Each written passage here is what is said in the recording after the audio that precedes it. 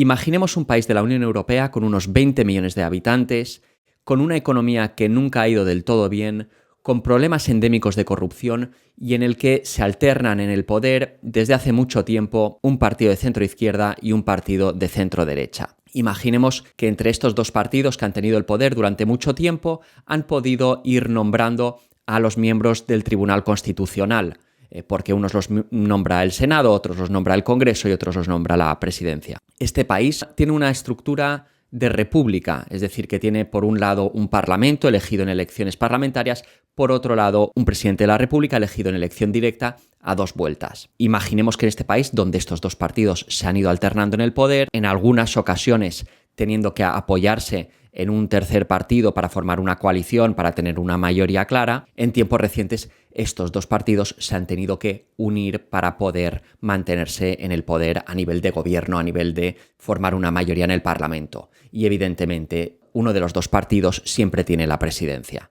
Imaginemos que se celebran elecciones presidenciales en este país y que sorprendentemente a la segunda vuelta no pasa ni el candidato de uno de estos dos partidos ni el del otro, ni del partido de centro-izquierda ni del partido de centro-derecha. Por lo tanto, la segunda vuelta se va a disputar entre candidatos de dos partidos que no han ocupado el poder en este país, ni a nivel de presidencia ni a nivel de gobierno. Bueno, es cierto que uno de los candidatos que pasa a la segunda vuelta forma parte de un partido que durante un tiempo corto al principio de la última legislatura sí que fue socio de coalición de uno de estos dos partidos, pero al final fue expulsado para formar esa gran coalición de la que hablaba. Entonces ocurre lo siguiente: poco después de estas elecciones que han determinado que ninguno de los dos partidos del bipartidismo tradicional de este país va a poder llevar a su candidato a la presidencia, es decir, en la segunda vuelta ninguno de estos dos partidos estará presente. Y entonces desde la presidencia se hacen públicos unos documentos de investigaciones de los servicios secretos, censurados en algunas partes, que llaman la atención respecto de campañas orquestadas en TikTok en favor del candidato que ha quedado primero, un candidato independiente, al que se acusa de tener conexiones con Rusia. 2 días más tarde, el Tribunal Constitucional anula el resultado electoral, alegando que existen sospechas sobre una supuesta injerencia rusa en la primera vuelta, pero sin aportar nada concreto ni material probatorio de ningún tipo. Evidentemente, el candidato ganador, que había sacado un 23% del voto, pone el grito en el cielo, pero no solo él. La que había quedado segunda, que era la candidata de ese partido que decía que había formado parte de esa coalición como apoyo al gobierno durante un periodo breve, ella también pone el grito en el cielo. Dice, ¿cómo puede ser que se anule un resultado electoral? ¿Cómo puede ser que un tribunal constitucional con tanta ligereza anule lo que el pueblo ha votado? Estoy hablando de Rumanía, ¿verdad? Es alucinante que los medios de comunicación en toda Europa callen sobre lo que está pasando allí. Es un país de la Unión Europea y no un país pequeño. ¿Cómo puede ser esa ligereza a la hora de anular el voto popular? El 24 de noviembre fue la elección. El 4 de diciembre se publicaron esos documentos parcialmente censurados por parte de la presidencia, que está en manos de uno de esos dos partidos que se alternan el poder. 2 días más tarde, el Tribunal Constitucional, cuyos miembros han sido colocados por estos dos partidos a lo largo de los años, anula el resultado electoral.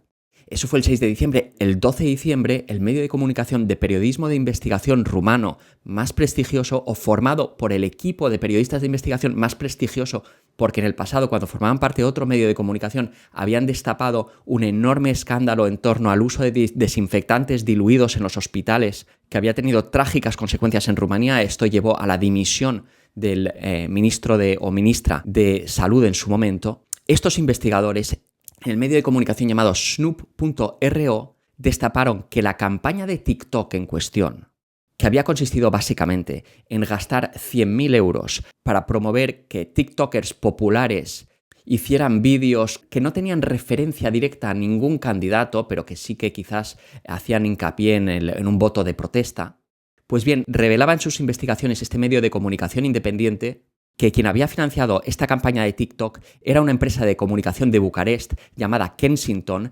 tradicionalmente de toda la vida conocida como vinculada al PNL, que es el Partido Liberal, que es uno de esos dos partidos de los que hablábamos, que se alternan en el poder desde hace décadas en Rumanía. Yo no encuentro información online que contradiga los hallazgos de Snoop.ro. Imaginemos que pocos días después la Unión Europea expresa su consternación y su preocupación ante la injerencia rusa en las elecciones rumanas. sin aportar evidentemente nada concreto, porque lo que le preocupa a la Comisión Europea es la injerencia rusa, no la salud de la democracia en Rumanía, donde se han anulado unas elecciones de forma totalmente injustificada. En todo caso, la Comisión Europea dice que pasa a la acción y el 17 de diciembre anuncia que investigará a TikTok por esa supuesta injerencia rusa y lo hará en virtud de las competencias que le son conferidas por la Ley de Servicios Digitales de la Unión Europea, que ponen énfasis en la necesidad de vigilar lo que ocurre en las plataformas. Cabría pensar que a alguien en Europa le pudiera preocupar que se hubieran anulado unos resultados electorales en un país miembro, pero no parece ser el caso. El candidato ganador de la primera vuelta, Calin Georgescu, ha llevado el caso ante el Tribunal Europeo de Derechos Humanos, pero este se ha desentendido alegando que no era competente para tratar la cuestión. La cosa, sin embargo, continúa y el 16 de enero se anuncia que la primera vuelta se reeditará el 4 de mayo, pasándose de noviembre a mayo la primera vuelta. Me imagino que no te extrañará saber que a finales de enero las encuestas ya estaban dando a Georgescu un 38% de intención de voto a finales de enero, que ahora mismo ha subido a en torno el 40% para la primera vuelta. Pareciera que en sus maniobras para evitar el colapso del bipartidismo en Rumanía, al Estado profundo rumano de momento le ha salido el tiro por la culata. Y la cosa sigue. Ayer mismo, 26 de febrero, Calin Georgescu fue detenido e interrogado durante horas. También se produjeron redadas en múltiples sedes de su campaña a lo largo y ancho del país. Después de horas de interrogatorio, cuando fue puesto en libertad con cargos que ahora comentaremos, este era el ambiente que se respiraba a su salida. Ani după ne-am dat cu toții seama. Iată-l pe Calin Georgescu, dați la full imaginile, mulțumesc frumos.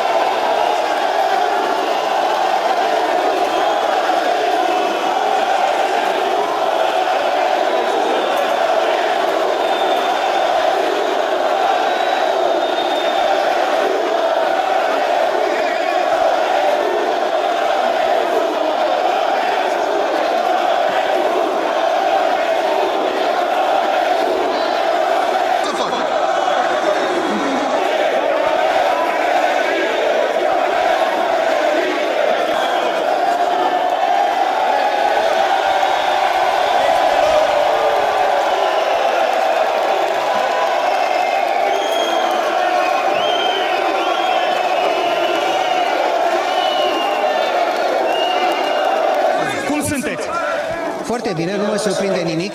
Noi mergem înainte, poporul demonstrează, noi suntem România, noi suntem puterea și noi suntem această țară. Iar această țară nu va sta în genunchi în fața nimănui. Toată omenirea știe ce se întâmplă în România cu acest sistem. Nu pot decât să salut inițiativa de disperare. Disperarea cui, doamne Georgescu? E disperarea de aici sau e disperarea de la Bruxelles? 35. Da. Este o poziție bună. Nu este doar de aici, este combinată cu Bruxelles. Bueno, hemos visto que el mismo Georgescu acusa directamente a la Unión Europea de contubernio con las autoridades rumanas para impedir su candidatura o para impedir que llegue a la presidencia. Y evidentemente podemos ver que existe una coalición de grupos interesados en que de ninguna manera Georgescu llegue al poder. Por un lado está el viejo bipartidismo, los dos partidos de los que hablaba antes, que son el PNL, los liberales, y el PSD, los socialdemócratas. Por otro lado tenemos el Estado administrativo de Bruselas, que ve con pavor como al problemático Orbán y a Fico. Recordemos que Orbán lleva siendo una piedra en el zapato para el establishment de Bruselas desde hace muchos años, pero Hungría es un país de 10 millones de habitantes, al cual se añadió Eslovaquia con 5 millones de habitantes para cuestionar la política de la Unión Europea hacia Rusia. Pero si se añade Rumanía, que previsiblemente será o sería el caso con Georgescu, se añade un país de 20 millones de habitantes y por tanto con el doble de peso en los consejos europeos. Georgescu ha anunciado su oposición a la creación de una gran base militar de la OTAN en suelo rumano. También ha cuestionado el sistema de misiles antibalísticos Aegis que Estados Unidos ha colocado en Rumanía y que es considerado por Rusia como una amenaza y un desafío directo. Estos sistemas supuestamente de misiles antibalísticos defensivos que cuando los colocó Estados Unidos, alegó Estados Unidos frente a Rusia que en realidad era para defenderse en la eventualidad de un ataque con misiles desde Irán, evidentemente están apuntando hacia Rusia. Y estos sistemas de misiles antimisiles lo que hacen es desmantelar el equilibrio de disuasión entre Rusia y Estados Unidos de disuasión nuclear que se fue creando con muchísimos esfuerzos a partir de los años 70, al colocar estos sistemas antimisiles tan cerca de territorio ruso, supuestamente capaces de interceptar misiles rusos, podrían romper el equilibrio de disuasión. Por otro lado, también se sabe que basta cambiar las cabezas de estos misiles para convertirlos en misiles ofensivos, con los que Estados Unidos podría llevar a cabo un ataque nuclear dentro de territorio ruso con una enorme proximidad. Georgescu también se opone a estos sistemas, como se opone a la perpetuación de la guerra en Ucrania. Vemos, por tanto, cómo desde Bruselas, así como desde el Estado profundo neoconservador estadounidense que está ahora desmantelando Donald Trump, y desde la partitocracia rumana del bipartidismo tradicional de Rumanía, se comparte un fuerte interés en impedir que Georgescu llegue a la presidencia. El ex candidato presidencial prorruso Călin Georgescu fue interrogado durante 5 horas el miércoles en la sede de la Fiscalía General, donde los fiscales le informaron que está imputado y acusado, entre otros, de cometer los delitos de incitación a acciones contra el orden constitucional, comunicación de información falsa, realización de declaraciones falsas y promoción del culto a personas acusadas de genocidio.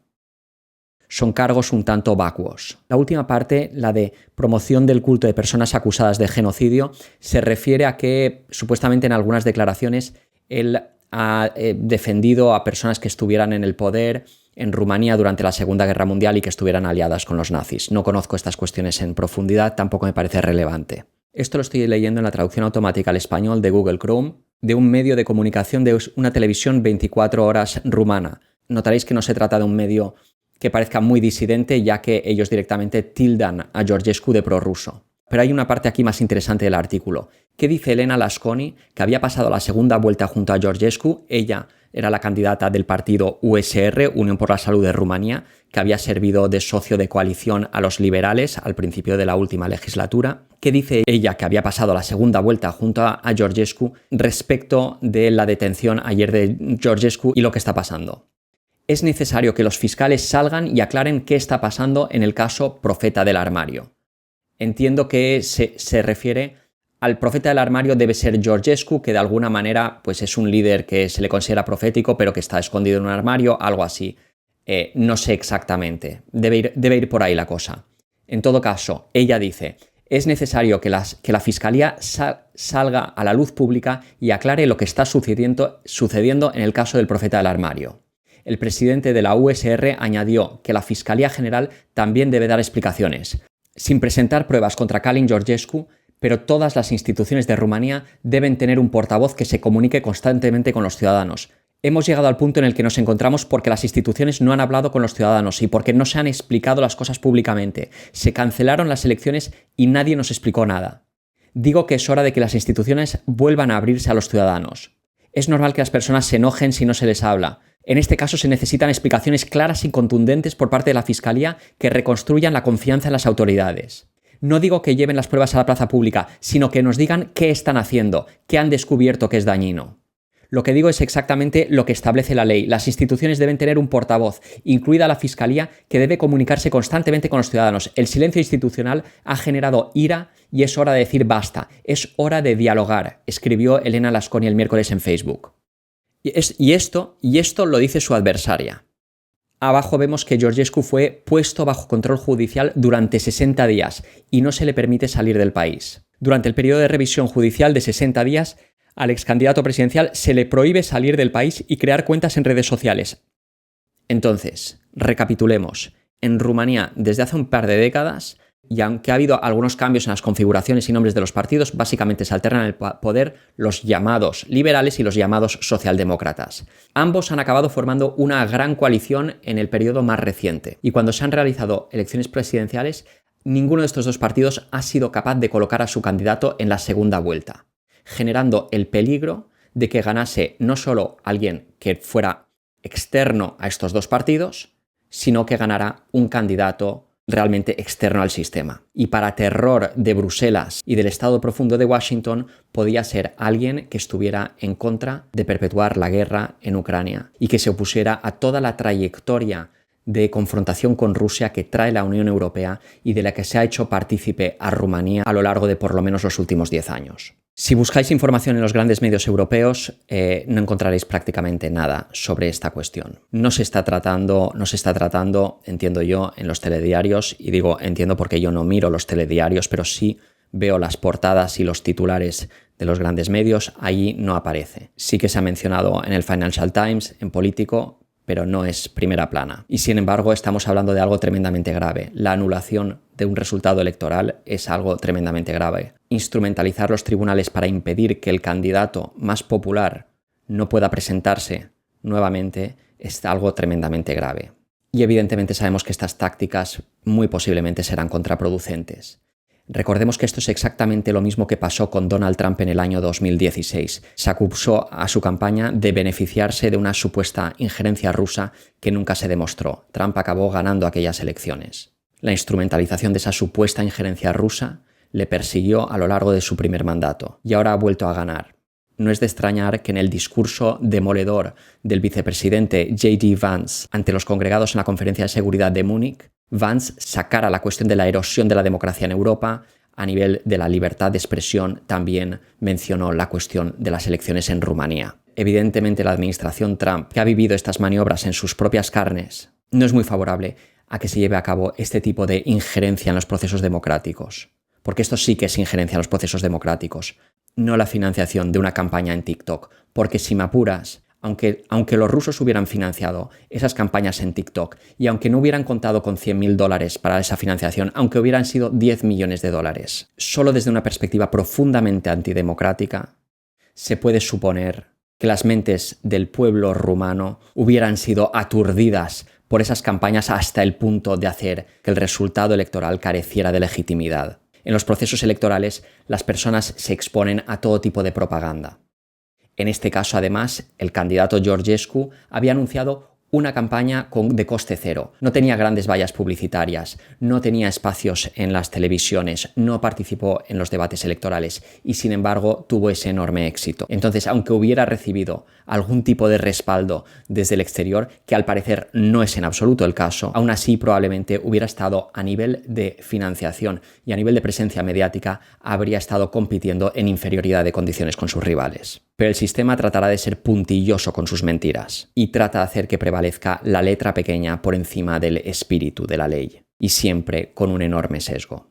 Estamos, amigos, ante lo que parece a todas luces un intento de golpe de Estado a baja velocidad, poco a poco.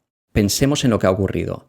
El PNL, el Partido Liberal, que de hecho ostenta la presidencia del país y es el socio ahora minoritario de gobierno junto a los socialdemócratas, orquestra una campaña en redes sociales que, por lo que dicen los expertos, tenía la voluntad de promover un voto protesta que fuera a dividir el voto entre los partidos externos a ese bipartidismo, lo cual le facilitaría al PNL pasar a la segunda vuelta. Lo que pasó fue que ya en la etapa previa el candidato del PNL fue un desastre. El candidato del PNL, que a día de hoy todavía tiene la presidencia, sacó un 9% en esas elecciones, quedando en no sé si quinto lugar. Y esa campaña en TikTok se convirtió en un boomerang, porque al fomentar el voto protesta, fomentó el voto a Georgescu, del que no se esperaba en absoluto que pudiera obtener un resultado como el que acabó obteniendo. Entonces fijémonos en la jugada. Después de que fracasara ese intento de dividir el voto de tus contrincantes, coges e instrumentalizas las instituciones estatales para utilizar la misma maniobra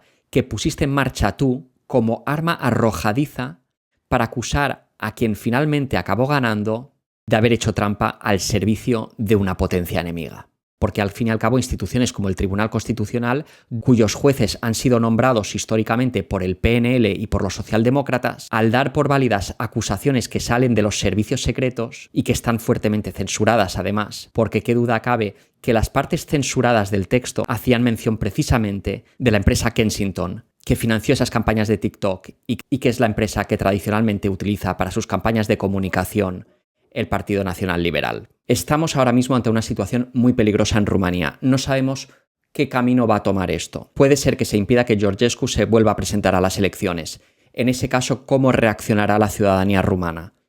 Esto podría ir más allá incluso de una crisis constitucional. Esto podría ser una crisis del régimen político en su conjunto y también produciría una enorme crisis en cuanto a la relación de Rumanía con la Unión Europea. Ahora mismo la cosa pinta muy mal. Una dinámica muy preocupante en los últimos tiempos en Europa es este recurso a la invalidación de la participación en los procesos democráticos de quienes piensan distinto a través del uso de la etiqueta de extrema derecha o prorruso, que viene a ser hoy en día más o menos lo mismo. Hemos visto cómo en Europa el significado del término extrema derecha ha ido mutando hasta convertirse en todo aquel que no está de acuerdo con un conjunto de políticas que son neoliberales en lo económico, neoconservadoras en la dimensión de las relaciones internacionales y woke en la dimensión cultural. Quien se sale de este marco corre el riesgo de ser tachado de prorruso y de extrema derecha. Y es lo que le ocurre a Georgescu. Esta es una deriva tremendamente preocupante. Me temo que reforzada por el temor a las consecuencias imprevisibles de la democracia con un arraigo histórico particularmente profundo en Alemania. La invocación de la etiqueta de extrema derecha como artilugio para eliminar a la oposición política es un juego extremadamente peligroso. Personalmente siempre he asociado extrema derecha ante todo y sobre todo a aquellos que tienen tendencias autoritarias, que están dispuestos a utilizar elementos coercitivos para impedir que otros se puedan expresar, para impedir que quienes piensan distinto puedan participar en igualdad de condiciones en un proceso democrático, en definitiva, para imponer la voluntad propia por la fuerza por encima de las razones y de los argumentos y de la popularidad de las razones y los argumentos de los demás. No hay, a mi juicio, nada que sea más de extrema derecha que impedir que quien piensa distinto pueda expresarse con su voz y con su voto en igualdad de condiciones. Pero vamos por un momento con el tema de Georgescu. ¿Es Georgescu de extrema derecha? Pues bueno, lo que sabemos de él es que se opone a la continuación de la guerra en Ucrania, que quiere un nacionalismo económico para Rumanía con un énfasis especial en la independencia energética de Rumanía, no está a favor de promover más los derechos de las personas LGBT. Sabemos de él que fue crítico con la política de vacunación durante el COVID. Sabemos de él también que ha sido funcionario del Programa de Naciones Unidas para el Desarrollo durante muchos años. Sabemos de él que es una persona con una formación académica científica. Sabemos de él que ha trabajado también durante años para el Club de Roma, que es una ONG internacional del área de medio ambiente. Y basta oírle hablar, y yo lo he hecho para ver que no es para nada el perfil que nos esperaríamos de un candidato de extrema derecha. Es una persona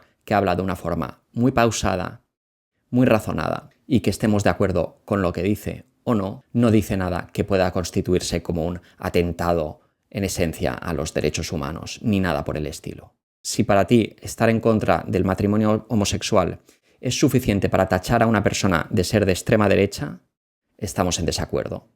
Yo no estoy de acuerdo con esa postura, pero no considero que sea de extrema derecha. Porque si lo considerara de extrema derecha, tendría que considerar que la gran mayoría de la población de un país como Rumanía es de extrema derecha. Por último, quiero tratar un momento la cuestión de la injerencia. No se ha aportado ningún dato, ninguna prueba de injerencia rusa, ni siquiera con esta ridícula acusación en torno a las campañas de TikTok. Que, insisto, incluso si Rusia hubiera financiado unas campañas de TikTok, me resultaría totalmente injustificado anular un resultado electoral por esto. ¿En qué poca estima tiene el Tribunal Constitucional rumano el criterio político de los rumanos a la hora de ir a las urnas? La capacidad de sus ciudadanos de, en tanto que adultos, formar sus propias opiniones y votar de forma consciente y coherente con sus convicciones y con su evaluación de la realidad. La idea de que unos jueces puedan erguirse en árbitros de un sistema democrático me parece una aberración. Pero al parecer la Comisión Europea no comparte este criterio. Vamos entonces con la injerencia. Os voy a mostrar la injerencia.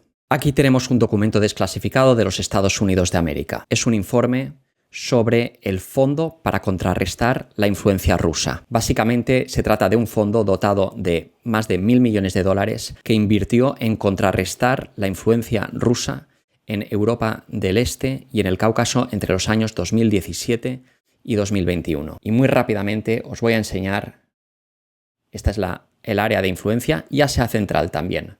Aquí tenemos el gasto entre 2017 y 2021. En Rumanía, 66 millones de dólares. 66 millones de dólares que se gastó entre 2017 y 2021 el gobierno de los Estados Unidos de América para contrarrestar la influencia rusa en el sistema político de Rumanía, un país de la Unión Europea. Podemos ver que no está solo Rumanía, evidentemente en Bosnia, en la pequeña Bosnia se gastaron 80 millones. En Letonia, 73 millones. En Macedonia del Norte, 67 millones. En Lituania, 64 millones. ¿Qué no son suficientemente antirrusos los lituanos? Pero bueno, en todo caso tenemos esos 66 millones gastados en Rumanía por Estados Unidos, por el gobierno de Estados Unidos. 2017 a 2021. Que alguien me enseñe las partidas presupuestarias del gobierno ruso, que iban en la dirección contraria. Si no me salen mal las cuentas, estamos hablando de 12-13 millones de dólares anuales en el sistema político rumano para contrarrestar la influencia rusa. Bueno, pues con esto compramos a periodistas. Quién sabe, igual incluso compramos a jueces.